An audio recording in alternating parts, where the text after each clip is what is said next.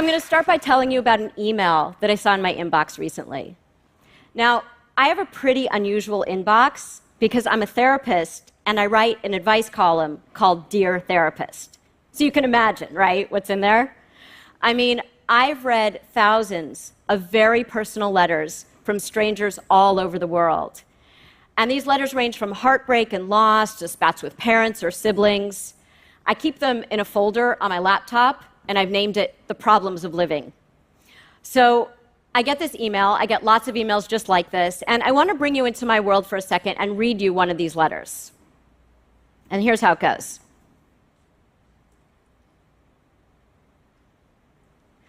Dear Therapist, I've been married for 10 years and things were good until a couple of years ago. That's when my husband stopped wanting to have sex as much, and now we barely have sex at all. I'm sure you guys were not expecting this. Well, last night I discovered that for the past few months, he's been secretly having long, late-night phone calls with a woman at his office. I Googled her, and she's gorgeous.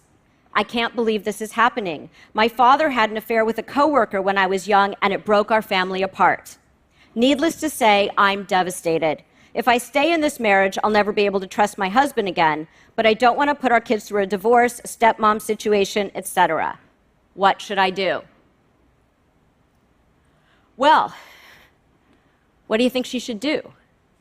If you got this letter, you might be thinking about how painful infidelity is, or maybe about how especially painful it is here because of her experience growing up with her father. And like me, you'd probably have some empathy for this woman, and you might even have some, how should I put this nicely? Let's just call them not so positive feelings for her husband. Now, those are the kinds of things that go through my mind too when I'm reading these letters in my inbox. But I have to be really careful when I respond to these letters because I know that every letter I get is actually just a story written by a specific author, and that another version of this story also exists. It always does. And I know this because if I've learned anything as a therapist, it's that we are all unreliable narrators of our own lives. I am. You are. And so is everyone you know, which I probably shouldn't have told you because now you're not going to believe my TED Talk. Look, I don't mean that we purposely mislead. Most of what people tell me is absolutely true just from their current points of view. Depending on what they emphasize or minimize, what they leave in, what they leave out, what they see and what they want me to see, they tell their stories in a particular way. The psychologist Jerome Bruner described this beautifully. He said, to tell a story is inescapably to take a moral stance. All of us walk around with stories about our lives. Why choices were made, why things went wrong, why we treated someone a certain way, because obviously they deserved it, why someone treated us a certain way, even though obviously we didn't. Stories are the way we make sense of our lives. But what happens when the stories we tell are misleading or incomplete or just wrong? Well, instead of providing clarity, these stories keep us stuck. We assume that our circumstances shape our stories. But what I've found time and again in my work is that the exact opposite happens. The way we narrate our lives shapes what they become. That's the danger of our stories because they can really mess us up, but it's also their power. Because what it means is that if we can change our stories, then we can change our lives. And today, I want to show you how. Now, I told you I'm a therapist, and I really am. I'm not being an unreliable narrator. But if I'm, let's say, on an airplane and someone asks what I do, I usually say I'm an editor. And I say that partly because if I say I'm a therapist, I always get some awkward response like, oh, a therapist, are you going to psychoanalyze me? And I'm thinking, A, no, and B, why would I do that here? If I said I was a gynecologist, would you ask if I were about to give you a pelvic exam? But the main reason I say I'm an editor is because it's true. Now, it's the job of all therapists to help people edit. But what's interesting about my specific role as Dear Therapist is that when I edit, I'm not just editing for one person. I'm trying to teach a whole group of readers how to edit using one letter each week as the example. So I'm thinking about things like, what material is extraneous? Is the protagonist moving forward, or is the protagonist going in circles? Are the supporting characters important, or are they a distraction? Do the plot points reveal a theme? And what I've noticed is that most people's stories tend to circle around two key themes. The first is freedom, and the second is change. And when I edit, those are the themes that I start with. So let's take a look at freedom for a second. Our stories about freedom go like this. We believe, in general, that we have an enormous amount of freedom, except when it comes to the problem at hand, in which case suddenly we feel like we have none. Many of our stories are about feeling trapped, right? We feel imprisoned by our families, our jobs, our relationships, our pasts. Sometimes we even imprison ourselves with a narrative of self-flagellation. I know you guys all know these stories. The everyone's life is better than mine story, courtesy of social media. The I'm an imposter story. The I'm unlovable story. The nothing will ever work out for me story. The when I say, hey Siri, and she doesn't answer, that means she hates me story. I see you. See, I'm not the only one. The woman who wrote me that letter, she also feels trapped. If she stays with her husband, she'll never trust him again, but if she leaves, her children will suffer. Now, there's a cartoon that I think is a perfect example of what's really going on in these stories. The cartoon shows a prisoner shaking the bars, desperately trying to get out. But on the right and the left, it's open. No bars. The prisoner isn't in jail.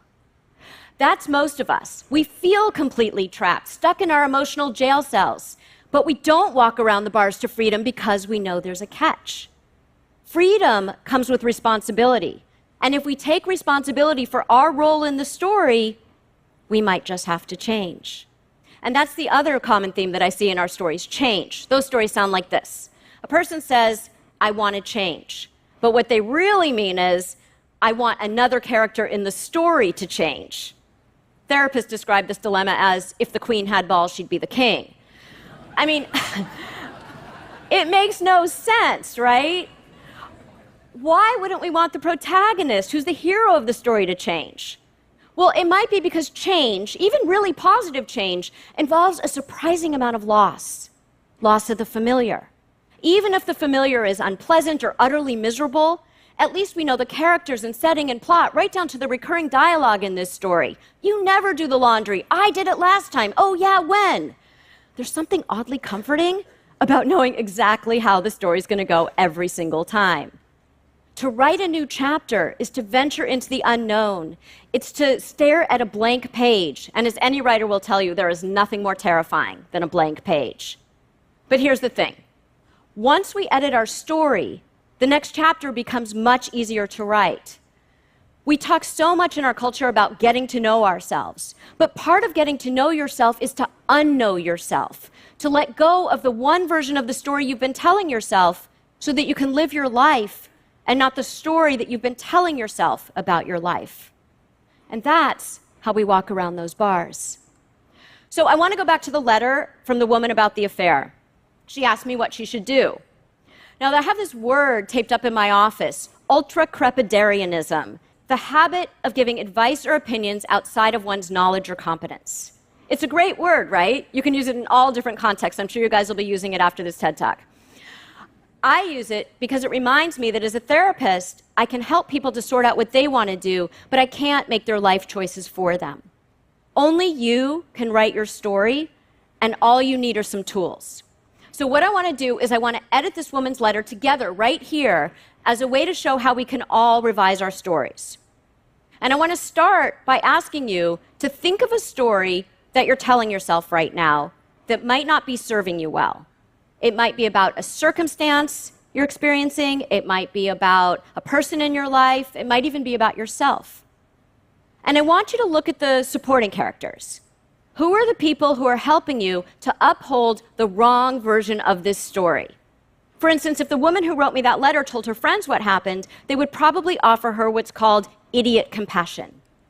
Now, in idiot compassion, we go along with the story. We say, you're right, that's so unfair. When a friend tells us that he didn't get the promotion he wanted, even though we know that this has happened several times before because he doesn't really put in the effort, and he probably also steals office supplies. We say, yeah, you're right, he's a jerk, when a friend tells us that her boyfriend broke up with her, even though we know that there are certain ways she tends to behave in relationships, like the incessant texting or the going through his drawers, that tend to lead to this outcome.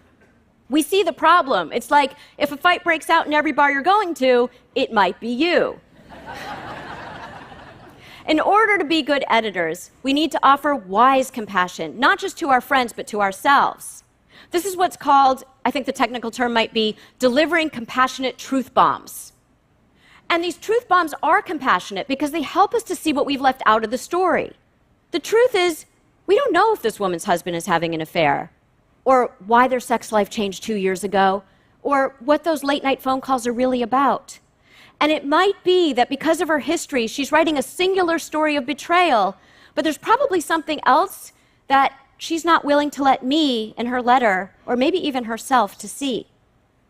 It's like that guy who's taking a Rorschach test. You all know what Rorschach tests are? A psychologist shows you some ink blots, they look like that, and asks, what do you see? So the guy looks at his ink blot and he says, well, I definitely don't see blood. And the examiner says, all right, tell me what else you definitely don't see. In writing, this is called point of view. What is the narrator not willing to see? So, I want to read you one more letter. And it goes like this. Dear therapist, I need help with my wife. Lately, everything I do irritates her, even small things like the noise I make when I chew. At breakfast, I notice that she even tries to secretly put extra milk in my granola so it won't be as crunchy. I feel like she became critical of me after my father died 2 years ago. I was very close with him, and her father left when she was young, so she couldn't relate to what I was going through. There's a friend at work whose father died a few months ago and who understands my grief. I wish I could talk to my wife like I talk to my friend, but I feel like she barely tolerates me now. How can I get my wife back? Okay, so what you probably picked up on is that this is the same story I read you earlier, just told from another narrator's point of view. Her story was about a husband who's cheating. His story is about a wife who can't understand his grief. But what's remarkable is that for all of their differences, what both of these stories are about is a longing for connection. And if we can get out of the first-person narration and write the story from another character's perspective, suddenly that other character becomes much more sympathetic and the plot opens up. That's the hardest step in the editing process, but it's also where change begins. What would happen if you looked at your story and wrote it from another person's point of view? What would you see now from this wider perspective?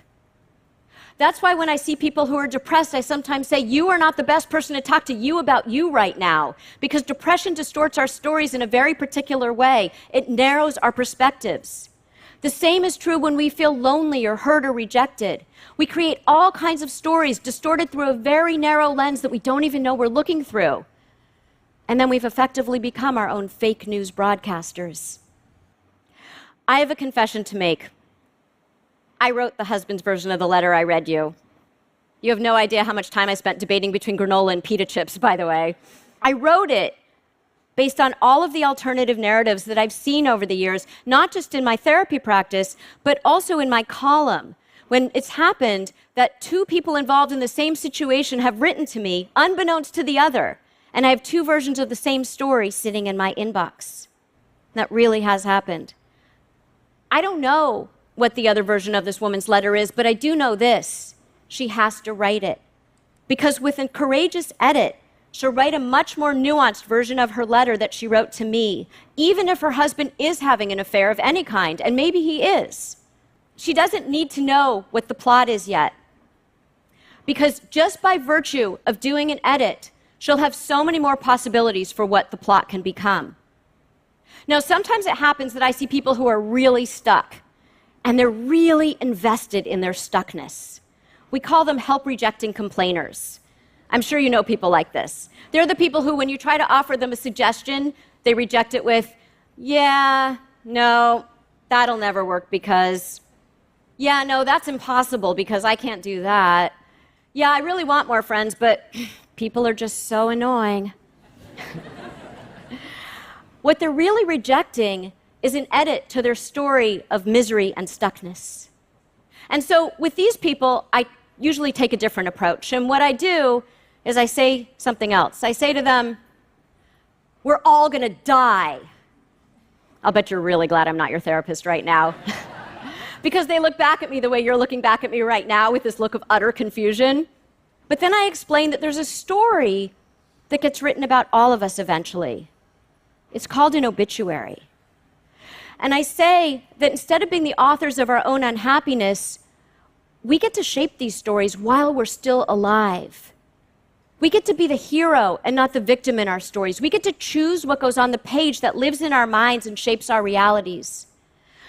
I tell them that life is about deciding which stories to listen to and which ones need an edit, and that it's worth the effort to go through a revision because there's nothing more important to the quality of our lives than the stories we tell ourselves about them. I say that when it comes to the stories of our lives, we should be aiming for our own personal Pulitzer Prize. Now, most of us aren't help-rejecting complainers, or at least we don't believe we are. But it's a role that is so easy to slip into when we feel anxious or angry or vulnerable. So the next time you're struggling with something, remember, we're all going to die. And then pull out your editing tools and ask yourself, what do I want my story to be? And then go write your masterpiece. Thank you.